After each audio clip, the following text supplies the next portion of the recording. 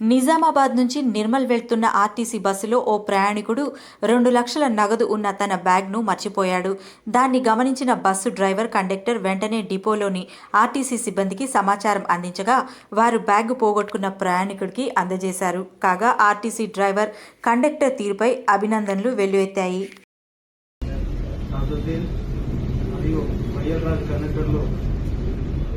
విధులు నిర్వహిస్తుండగా నిజామాబాద్ నుంచి నిర్మల్ వస్తుండగా వచ్చిన తర్వాత సాయంత్రం 3 గంటలకు